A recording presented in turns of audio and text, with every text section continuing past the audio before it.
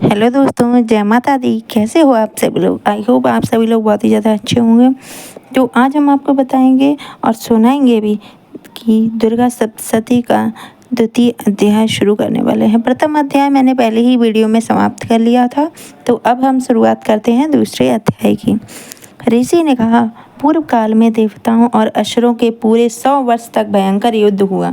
उन असुर को देवताओं को हरा दिया और सब देवताओं को जीतकर महिषासुर स्वयं ही इंद्र बन बैठा।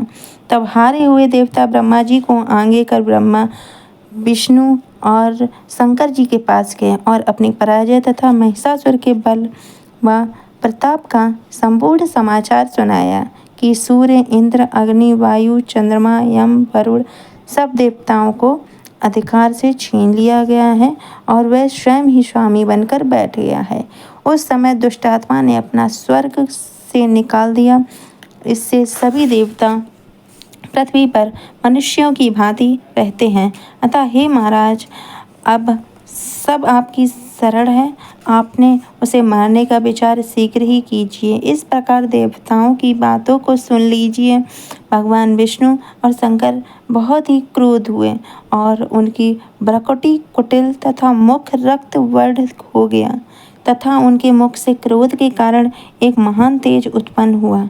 इसी भांति सभी देवताओं के अंगों से भी एक एक तेज उत्पन्न हुआ और वह सब मिलकर एकत्रित हो गया। उसकी ज्वालाओं से समस्त दिशाएं व्याप्त हो गईं और सभी देवताओं ने उस तेज पुच्छ को जलते हुए पहाड़ के समान देखा। समस्त देवताओं को शरीर से निकला हुआ एक एकत्रित अतुल तेज अपनी ज्योति से तीनों लोकों में प्रकाश करता हुआ एक स्त्री के रूप में परिणित हो गया। भगवान शंकर के तेज से उस स्त्री का मुख बना, यमराज के तेज से उसके केस तथा विष्णु के भुज से भुजाएं बनी। दोनों स्तन चंद्रमा के तेज से, कमर के मध्य भाग इंद्र के तेज से, जंघा तथा पिंडली वरुण के तेज से, पृथ्वी के तेज के दोनों नितंब ब्रह्मा जी के तेज से, दोनों चरण सूर्य के तेज से, पाँव की उंगली वसु के तेज से, भुजाओं की उंगली नासिका कुबेर के तेज से, दांत प्रजापति के तेज से तथा अग्नि के तेज से तीनों नेत्र उत्पन्न हुए। संध्याओं के तेज से दोनों भौं, पवन के तेज से कान और इसी प्रकार अन्याय देवता का तेज से शिव कल्याणकारिणी देवी की सृष्टि हुई। संपूर्ण देवताओं का तेज पुच्छ के उत्पन्न हुए देवी देख महिषासुर द्वारा सताए हुए सभी देवता अत्यंत प्रसन्न हुए। तत्पश्चात शंकर जी ने अपने त्रिशूल में एक त्रिशूल और भगवान जी के एक चक्र दिया। वरुण ने शंख, अग्नि के शक्ति, वायु और धनुष बाणों से भरे हुए तरकश प्रदान किए। इंद्र ने अपने व्रज में से निकालकर वृक्ष और आयुध दिया तथा ऐरावत हाथी से उतार दिया। एक घंटा प्रदान किया। यमराज ने कालदंड वरुण के पास स्फटिक की माला, प्रजापति और ब्रह्मा जी को एक कमंडल प्रदान किया। देवी के समस्त रूप कूपों में सूर्य देव ने अपनी किरणें भर दी। काल में चमकता हुआ खड्ग और ढाल भेंट किया। क्षीर सागर में उज्ज्वल हार तथा 2 दिव्य वस्त्र, चूड़ामणि, कुंडल और कड़े दिए। शुभ्र अर्धचंद्र सब बाहुओं के लिए केयूर, पैरों के सुंदर नुपुर, गले की सुंदर हसली और समस्त अंगुलियों में रत्न जड़ित अंगूठियां प्रदान की। अत्यंत निर्मल फरसा विश्वकर्मा ने भेंट किया और विविध भांति के अस्त्र तथा अमेध कवच दिए। समुद्र ने हृदय तथा गले में पहनने के लिए कमी नमौली होने वाली कमल की माला दे और सुंदर कमल के पुष्प प्रदान किए। हिमालय ने सवारी के लिए श्रृंग तथा अनेक प्रकार के रत्न प्रदान किए। मदिरा ने भरा हुआ पात्र कुबेर ने दिया। भूमंडल धारण करने वाले नागराज शेष ने महामणियां से सुशोभित एक हार दिया। इसी प्रकार अन्य सभी देवताओं ने विविध भांति से आभूषण तथा आयुध प्रदान किया। तब भगवती देवताओं से भली भांति सम्मानित होकर बार बार ऊंचे स्वर में अट्टहास करती हुई गर्जन करने वाली, जिससे सारा आकाश गूंज उठा। भगवती की गर्जना कभी समा न सकी और उसकी ध्वनि से संपूर्ण विश्व तथा सागर कांप उठा। संपूर्ण विश्व, पृथ्वी तथा पर्वत कंपित हो गए। उस समय सारे देवगण उस सिंह वाहिनी देवी को जयकार करने लगे। मुनिगणों ने भगवती की बड़ी विनम्रता से नत मस्तक होकर स्तुति की। इस प्रकार सारे विश्व को भयभीत देखकर असुरगण अपनी समस्त सेना सुसज्जित कर रखे हुए महिषासुर क्रोध में आकर बोला, यह क्या हो रहा है? ऐसा कर सब असुरों सहित उस भयंकर शब्द की ओर दौड़ा और उसमें त्रैलोक्य व्यापिनी देवी को देखा कि देवी अपने पैरों में इस पृथ्वी को पाताल से दबा रही है और अपने मुकुट से आकाश को छू रखा है। उसके धनुष के टंकार से सारा पाताल कांप रहा है। भगवती के हजारों हाथों ने संपूर्ण दिशाएं व्याप्त हो रही हैं। ऐसी देवी को देख असुरों ने भगवती के साथ युद्ध आरंभ कर दिया। अनेक प्रकार के शस्त्रों के प्रभाव से दशों दिशाओं गूंज उठी। उसी समय महिषासुर का सेना नायक चिच्छुर नामक दैत्य देवताओं से युद्ध करने लगा। चामर असुर चतुरंगिनी सेना लेकर तथा उदग्र राक्षस 60,000 रथी सैन्य को अपने साथ में लेकर युद्ध करने लगे। महाहनु राक्षस 1 करोड़ रथियों की सेना और असिलोमा असुर 5 करोड़ सेना साथ में लेकर युद्ध करने लगा। वाशकल नामक असुर 60 लाख रथ तथा 1000 हाथी घोड़ों की सेना को लेकर युद्ध करने लगा। व्रत नामक असुर 1 करोड़ हाथी रथ की साथ लेकर विडाल असुर 1 करोड़ 50 लाख सेना लेकर और उसी अयुत सेना रथ हाथी घोड़ा साथ में लेकर देवी से युद्ध करने लग गए। महिषासुर से भगवती के साथ युद्ध करने के लिए करोड़ करोड़ हजार रथ हाथी तथा घोड़ों की सेना के साथ लेकर युद्ध भूमि में आ डटा। वे राक्षस गढ़तोमर, बिंदीपाल, शक्ति, मुशल, खड़ग, फरसा, पृष्टि आदि हथियारों से भगवती के साथ युद्ध करने लगे। अनेक दैत्य भगवती के ऊपर शक्ति फेंकते हुए तथा कई पास फेंकते हुए अनेकों राक्षसों ने तो भगवती को तलवार से मारने हेतु प्रहार किया, तो उसी समय देवी ने राक्षसों को अस्त्र शस्त्रों को साधारण तथा खेल खेल में काट डाला। तदनंतर देवताओं और ऋषियों की देवी ने प्रार्थना की। तब देवी ने प्रसन्न हो राक्षसों को अस्त्र शस्त्रों की वर्षा की और देवी का वाहन सिंह भी क्रोधित हो जंगल में दावानल के सदस्य राक्षसों की सेना का विनाश करने लगा। युद्ध करते हुए भगवती ने जितने श्वास छोड़े उस प्रत्येक श्वासों में भगवती के सैकड़ों हजारों गढ़ उत्पन्न हुए और फिर बिंदीपाल, फरसा, शिठिस आदि अस्त्र शस्त्रों को युद्ध करते हुए देवी ने शक्ति द्वारा असुरों का विनाश करते हुए ढोल, शंख, मृदंग बजने लगे। अनंतर भगवती ने त्रिशूल, गदा तथा तलवारों से सैकड़ों महिषासुर को मार डाला। कुछ असुरों को घंटों की आवाज़ से मोहित कर लिया, कुछ को पास में बांध दिया, पृथ्वी पर घसीटा और कुछ को खड़क के टुकड़े टुकड़े करके फेंक दिया। कुछ और दैत्य भगवती के गदा के प्रहार से मूर्छित होकर पृथ्वी पर ढेर हो गए। कुछ राक्षसों के मुख पर मूसल की चोट लगने से रक्त बहने लगा। बहुत से राक्षस हृदय की चोट आहत हुए पृथ्वी पर गिर गए तथा अन्य बाणों से ही मर गए। देवताओं को कष्ट करने वाले दैत्य मरने लगे तथा बहुत सी भुजाएं गर्दन कट गईं। कुछ दैत्यों के सिर कट गए और कोई शरीर से मध्य भाग से ही कट गए। कुछ महा असुर जंघा कट के कारण धराशायी हो गए। कुछ दैत्यों के एक भुजा, एक आंख, एक पैर, एक मस्तक कटकर पृथ्वी पर गिरते पड़े, किंतु फिर वे खड़े होते और फिर रुंड होकर बड़े हथियारों को लेकर श्री भगवती से लोहा लेते। दूसरे रुंडबाजों की ध्वनि के साथ साथ नृत्य करने लगते। कई असुरों के रुंड, तलवार, सृष्टि, शक्ति आदि हथियार हाथ में लेकर श्री जगदम्बा से ठहरो ठहरो कहकर युद्ध के लिए ललकारते थे।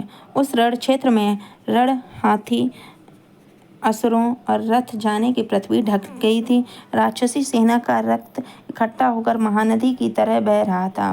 माँ भगवती ने उन असुरों को सेना का इस प्रकार संहार कर दिया मानो तृण को अग्नि से जला दिया हो।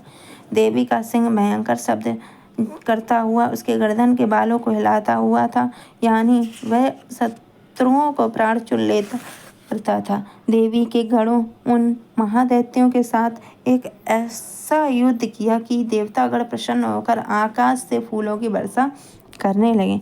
इति श्री मार्कंडेय पुराण के देवी महात्म्य के महिषासुर की सेना वध नामक दूसरा अध्याय समाप्त होता है।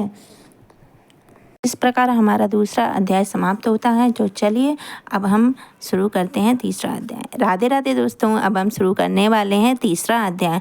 अतः तृतीयोपाध्याय शुरुआत करते हैं। ऋषि बोले, असुर सेनापति चिच्छुर अपनी सेना का संहार होते हुए देख क्रोधित होकर जगदम्बिका से युद्ध करने के लिए गया। वह असुर युद्ध में भगवती के ऊपर इस प्रकार बाणों की वर्षा करने लगा मानो सुमेर पर्वत पर मेघ पर जल बरस वह असुर युद्ध में भगवती के ऊपर इस प्रकार बाणों की वर्षा करने लगा मानो सुमेर पर्वत पर मेघ जल बरसाता हो। तत्पश्चात देवी ने उनके बाणों को खेल खेल में अपने बाणों से काट लिया और उसके रथ में घोड़े तथा सारथी को भी काट गिराया। तत्काल ही उनके धनुष तथा ऊंची ध्वजा को काट दिया। धनुष को करते ही उसके शरीर में बाणों से घाव कर दिया। धनुष, रथ, घोड़ा तथा सारथी के नष्ट हो जाने पर वह ढाल तलवार लेकर भगवती पर प्रहार करने के लिए दौड़ा। उसने तीक्ष्ण धार वाली तलवार से सिंह के मस्तक पर प्रहार किया। बड़े वेग से भगवती की बाईं भुजा को भी प्रहार किया। हे राजन, वह तलवार भगवती की भुजा पर पड़ते ही टूट गया। तदनंतर उसने बड़े क्रोध से लाल नेत्र करके त्रिशूल उठा लिया तथा भद्रकाली देवी की तरफ उसे फेंका। वह त्रिशूल व्योम मार्ग से गिरते हुए सूर्य के सदृश प्रकाशमान दिखाई पड़ा। इस प्रकार उस त्रिशूल को अपनी ओर आते देख देवी ने अपना त्रिशूल छोड़ा, उस महात्म्य को मार भी गिराया। जब चिच्छुर असुर को मारा गया तो देवताओं का शत्रु चामर हाथी पर बैठकर भगवती से युद्ध करने को उगत हुआ और उसने देवी के ऊपर शक्ति की ओर फेंका, परंतु जगदम्बा ने उसे हुंकार से निष्प्रभ करके पृथ्वी पर फेंक दिया। शक्ति के टूटते हुए उस असुर ने क्रोधित होकर अपना त्रिशूल मारा। भगवती ने उसको भी बाणों से काट दिया। तत्पश्चात भगवती का सिंह उछलकर हाथी के मस्तक पर बैठ गया और उस दैत्य के साथ बाहु युद्ध करने लगा। वे दोनों लड़ते लड़ते हाथी पर से नीचे पृथ्वी पर गिर पड़े और अत्यंत क्रोधित होकर परस्पर लड़ने लगे। फिर सिंह ने बड़े वेग से आकाश की तरफ उछलकर चामर को थप्पड़ मारा और उसका सिर पृथ्वी से पृथक कर दिया और देवी के उदग्र को शिला, वृक्ष आदि से मार दिया तथा दांत और मुक्कों की मार से कराल को कर दिया। तत्पश्चात भगवती ने क्रोधित होकर उद्दंत दैत्य को गदा से मार दिया। बिंदीपाल को वास्कल और तथा गंधक और ताम्र को बाण से मार दिया। 3 नेत्रों वाली भगवती ने ग्राहस्त्र, उग्रवीर और महाहनु को मार डाला। विडाल का सिर तलवार से काट दिया। दुर्धर और दुर्मुख को बाणों से मार दिया, यमलोक पहुंचा दिया। इस भांति अपनी सेना का संहार होते हुए देख महिषासुर भैंसे का रूप बना देवी के गणों को भय दिखाने लगा। किन्हीं की थुतून के प्रहार करके, कुछ को खुरों से, पूंछ को फटकार से, कुछ की सींगों को टक्कर मार करने लगा। किसी की तेज दौड़कर, किसी की गर्जना करके, किसी को चक्कर देकर तथा किसी को श्वास की वायु से पृथ्वी पर पटकने लगा। इस तरह देवी के गणों को सेना से गिरते हुए महिषासुर देवी को मारने की दौड़ा तो भगवती ने उस पर क्रोध किया। फिर वह बलवान महिषासुर भी क्रोध करता हुआ धरती को विताड़ित करने लगा तथा ऊंचे ऊंचे पहाड़ों को सींगों से फेंकता हुआ गर्जनें करने लगा। उसके वेग को दौड़ने वाली पृथ्वी फिर से लगी और पूछने को फटकार से सागर का जल चारों ओर फैलने लगा। सींगों की चोट के मेघों के खंड खंड हो गए तथा श्वास की वायु के उड़े हुए सैकड़ों पर्वत आकाश के नीचे गिरने लगे। इस प्रकार क्रोधयुक्त उस महिषासुर को आते हुए देख चंडिका देवी ने उसको मारने के लिए क्रोध किया और भगवती के पाश को फेंका। वह असुर उस पास में बंध गया। पास के बनते ही उसने अपना भैंसे का रूप त्याग दिया और सिंह का रूप धारण कर लिया।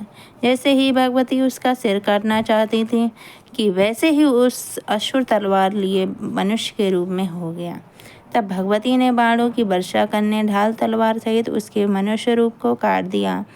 तब वह हाथी के रूप में उत्पन्न हो गया और भगवती ने सिंह को अपनी सूंड से खींच कर गर्जने लगा।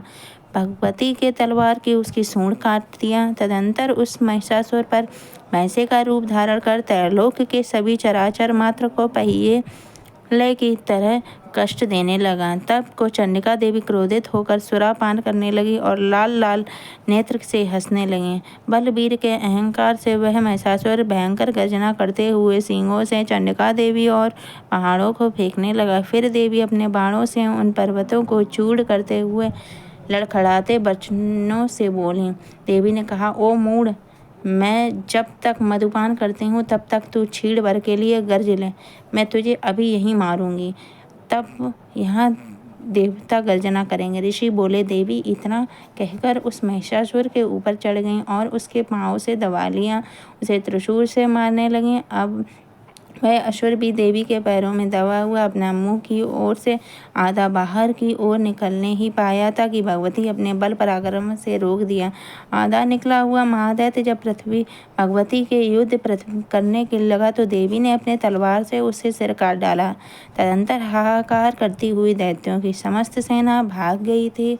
इसे देखकर समस्त देवगण प्रसन्न हुए और दिव्य महर्षियों के साथ सभी देवगण भगवती की प्रार्थना करने लगे और गर्जन व राज गाने तथा अप्सराएं नृत्य करने लगीं। इति श्री मार्कंड पुराण की देवी महात्म्य के महिषासुर वध नामक तीसरा अध्याय समाप्त होता है। इस प्रकार हमारा तीसरा अध्याय समाप्त होता है। बताइएगा चैनल को लाइक शेयर एंड सब्सक्राइब करना बिल्कुल ना भूलें।